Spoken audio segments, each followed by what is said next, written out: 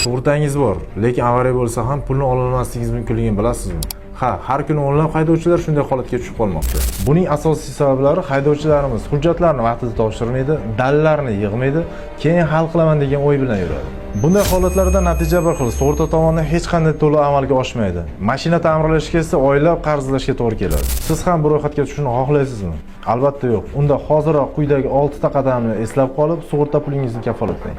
Birinchi qadam voqeani rasmiylashtiring, ya'ni GAI xodimiga xabar bering, jarohatlangan bo'lsa tez yordam chaqiring, dalillarini o'chirmang, mashinani joyidan qimirlatmang. Ikkinchi qadam, sug'urta kompaniyasiga xabar bering. OSAGO yoki kasko polislarini tekshiring. Suratlar va tafsilotlarni yuboring.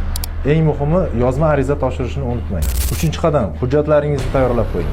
Bu hujjatlarga sug'urta polisi, pasport va guvohnoma, avtomobil suratlari, GAI xodimlari tomonidan rasmiylashtirilgan bayonnoma va ekspertiza xulosasi kiradi. To'rtinchi qadam, ekspertning bahosini kuting. Sug'urta eksperti avtomobilni ko'rib, zararni hisoblaydi.